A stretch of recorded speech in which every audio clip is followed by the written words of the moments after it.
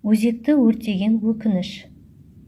Жұрт қайдан білсін, Гүлзияны сыртынан бақыттан бас айналып жүрген жан деп есептейді. Басында зәулім үй, астында қымбат көлік, қызметі да бар. Әр адамның мұңы да, зары да ішінде болатынын біреу білсе, біреу біле бермейді. Өйткені қатар құрбылары көбіне бұған қызғанышпен қарайды. Сен бақыттысың ғой, сенде бәрі бар. Өзің әдемі әйелсің. Түк ақша таппайтын еркектен затың әйел болса да әлдеқайда ауқаттысың ғой деп мақтап жатады. Ал Гүлзия мұндай сөздерге алдана бермейді. Оның өз ішкі түйсігі мен өз арман мүдделері жетіп артылады. Отбасылық өмірді қарапайым әйел бақытына зәру болып жүргенін құрбылары түсіне бермейді. Сырты бүтін болғанымен іші түтін екенін кімге айтсын? Оны кім түсінер? Жалғыздықты басынан өткерген адам ғана түсіне алады. Анасы жас кезінде көп айтатын: "Қарғам-ау, көп оқу қуа бермей, әйел адамның бақыты жара тану, бала сүю, одан да жақсы жігіт тауып отбасын құр" дегенде, ол сөзді жүре тыңдайтын. Жалғыздық Құдайға ғана жарасқан. Өз теңіңді бетіңнің қызылы барда тауып ал. Екі жарты бір бүтін болатын уақытта келді ғой. Ертең қатарларыңның бәрі үйлі баранды болып кетеді. Сол кезде жалғызсырап жүресің дегенде, бұл күлетін де қоятын. Жер бетінде жігіт құрып қалар дейсің бе? Менің де жартым бір жерде жүрген шығар деп, өз-өзін алдаусырататын. Ол кезде жас болатын, және көңіл көтеретін адамдар да бар болатын. Бұл анау-мынау емес, ылғи да бастықтармен қыдыратын. Өзі мектепті де, институтты да қызыл дипломмен бітірді. Орыс тілді болса да, ана тіліне құрметпен қарайтын. Көбіне анасы үйде қазақша сөйлейтін. Салт дәстүрлерді де бір адамдай біледі. Институт бітіріп үлкен бір қызметке келді. Өзі әдемі, өзі жас қызға қызметтестері сүйсіне қарады. Әсіресе еркектер қауымы оны қаумалай жүретін. Өзі де білікті маман. Қызметі өрге қарай домалап, абыройы асқақтай берді. Осы мекеменің басшысы, жасы 40-ты еңсерген, қылықты еркек, қайраттың көзі бұған келген күннен бастап түсе бастады. Неше түрлі қолпаштаулар көрсетіп, түрлі сыйлықтар сыйлап, Гүлзияны жүргізбей қойды. Бас кезінде ересек еркектің көрсеткен қылықтарына жыны келгенімен, біртіндеп оның ыңғайына көне бастады. Оған үлкен қаладағы орталықтан элиталы пәтер сыйлағаны оның өміріндегі үлкен сыйлық болды. Оның жеке пәтері жоқ болатын, анасы мен бауырларымен тұратын. Мына тосынсый оны есеңгіретіп тастады. Мынау кілтің, мынау осы үйдің құжаттары деп қолына ұстатқанда басында сенбеген. Сөйтсе бәрі рас екен. Ондай мүмкіндік болып тұрса, неге бас тартасың деп құрбылары да қоштай кетті. Элиталық жарқыраған әдемі пәтерді көргенде Гүлзияның есі шығып кетті. Өмір бойы армандаған пәтерге осылай 1-2 жылдың ішінде қол жеткіземін деп ойламаған. Үйіңді жуамын деп Қайрат та бір шоқ гүлі мен шараптарын ала келіпті. Гүлзия да 1-2 жақын құрбысын шақырып үйін жуды. Сол түні Қайрат екеуі жақындасты. Қайраттың Гүлзияны көргелі есі кетіп, ғашық болғанын, керек болса әйелімен 2 баласын да тастайтынын қайта-қайта айтты. Гүлзия бас кезінде еш нәрсеге мән бермеді. Махаббаттан бас айналып, есі кетіп жүрді. Қызметте де өсіп жатты. Тұрмыста да ауқаттана берді. Әр қаладан пәтерлерді ала берді. Жаяу жүрме деп қымбат көлік сыйлады. Қайрат екеуі жиі-жиі шетелге шығып, демалатын кездері көп болатын. Романтикаға толы сәттерді басынан көп өткерді. Бір күні жұмыстан келіп, қымбат көлігінен түсіп жатыр еді, баяғы бірге оқыған Асқар есімді курстас жігіті кездесе кетті. Гүлзия, мен сені таба алмай жүрсем, осында екенсің ғой, деп ол сорлы қуанып жатыр. Оған Гүлзия аса қуана қойған жоқ. Мә, күшті боп, өсіп кетіпсің ғой, астыңдағы өз көлігің бе? Мынау сенің үйің бе деп аузы ашылып әр нәрсеге тамсана берді. Бұл істейтін қызметін айтқанда ол шалқасынан құлай жаздады. Шын айтасың ба деп қайта-қайта сұрақ қоя берді. Гүлзия оған мән де берген жоқ. Бір-бірлеріне телефон нөмірлерін берді де кете берді.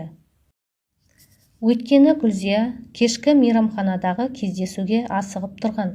Оның бар ынтасы қайратқа құлап тұрған. Асқар Гүлзияға қайта-қайта телефон шалып, оны кездесуге шақыра берді. Қоймаған соң бір кездесуіне барды. Әншейін бір жай кафеге шақырды. Бұған өз сезімін білдіріп жатты. Жасымыз болса кетіп барады. Сен 26-дасың, мен 30-дамын. Осылай жүре береміз бе? Бас қосайық та. Мен сені бұрыннан жақсы көретін едім. Бұл кездесу еркімізден тыс кездесу шығар. Аллах тағала осылай деп бұйырып тұрған шығар. Мен ауылда маманмын. Айлығым 70 мың теңге деді. Гүлзия күліп жібере жаздады. Онымен қалай күн көреміз? Мен жағдайым жасалған өмірге үйреніп қалдым. 70 мың дейсің ау? Ол тиын ғой. Мен 700 мыңдап айлық аламын. Одан да басқа сый-сияпаттарым да бар, деп қарқылдай күлді. Асқардың салбыраған басы үстелдің астына кіріп кете жаздады. Ер адамды жазықсыз кінәлағанына жаны рахаттанып, өршеленіп барады. Сен менің теңім емессің ғой, қарабақыр санаған сорлы бишара, деп онан сайын Асқардың жанын жаралай сөйледі. Онысы телефон шалып мазамды алмасын деп ойлағаны ма, бір жола күдерін үзейін деді ма, әлде белшесінен батқан байлықты көтере алмағаны ма, қатты кеткенін өзі де білмей қалды. Басы салбырап, төмен қарап, есесі езіліп, Асқар кетіп бара жатты. Адам жанын осыншама жараладым-ау деп еш ойлаған жоқ. Бұдан кейін Асқар еш хабарласпады. Бәлкім өз жеке өмірін құрған шығар. Бір құрбысынан естіпті, үйленіпті, балалы шағалы, өз ауылында, баяғы жұмысында. Гүлзияның қызметі онан сайын өсті. Астана қаласына келді.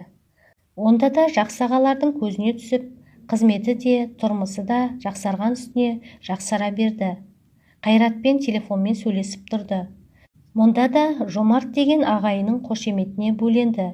Жұмыста да ақ дегені ақ, қара дегені қара болып, Жомарттың тікелей көмекшісі болды.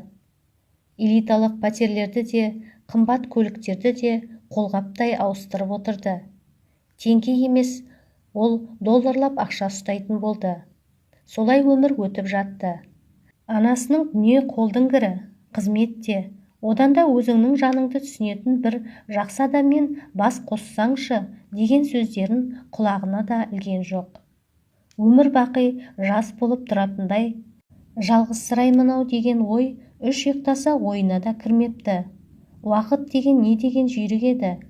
Міне 50-ге де келіп қалыпты.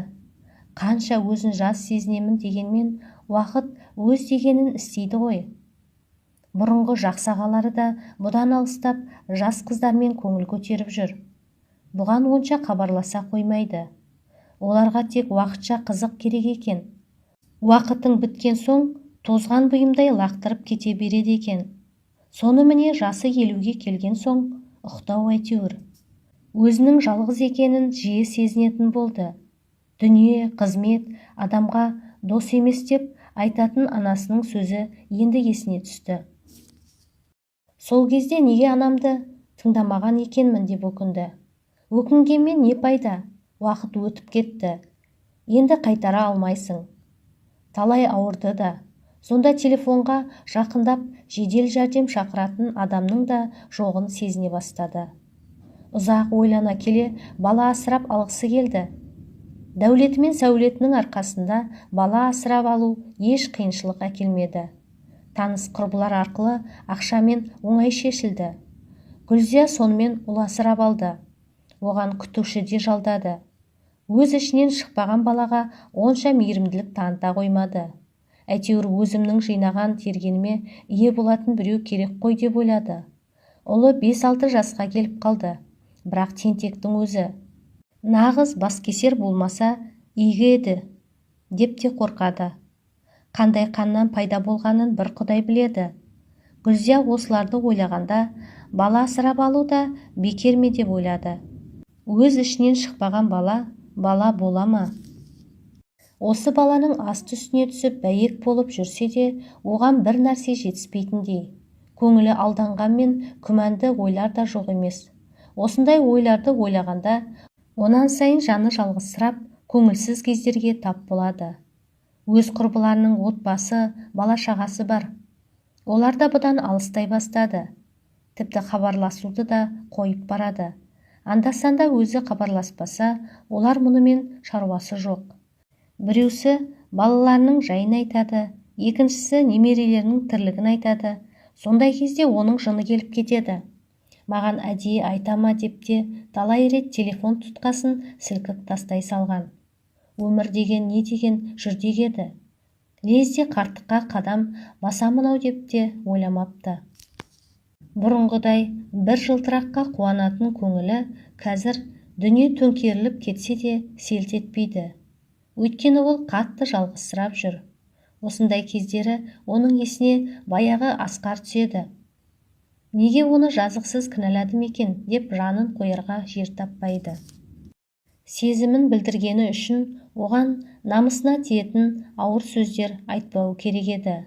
Ақшаға алданған пейілі адамдықтан аттатып жіберіпті ғой. Оны да кеш ұғып отыр. Ол да менен гөрі бақыттырақ, бала-шағасы, отбасы бар. Ал менде не бар? Жұмыстан келгенде жүгіріп шығатын балалардың орнына мияулаған мысық пен арсылдаған ит қарсы алады. Одан өткен қасірет жоқ екен деп ауыр күрсінді. Гүлзия соңғы кездері жиі ауырып қалатын болды. Төсек тартып қалатын кездері де көп болып жүр. Жаным, қалайсың деген ер азаматтың сөзіне мама ауырмашы, жата бермеші, тұршы дейтін балалардың сөзіне жазылатын аналық сезімді бұл сезінбей өтетінін ойлағанда жүрегі қарс айырылады. Жиі марқұм болған анасы түсіне кіреді. Мен саған айтпадым ба? Айтқанды қылмадың деп тұрғандай әсер етеді.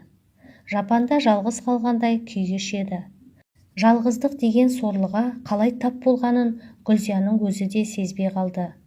Бұл өмірде бейуақытта келген бақытпен қоса, әйел мұңы, азабы да аз емес еді-ау. Осыларды ойлағанда Гүлзияның көңілі құлазып кетті. Достар, менің каналыма тіркеліп, қоңыраушаны басып қойыңыздар. Әңгіме ұнаған болса, өз ойларыңызды жаза кетіңіздер.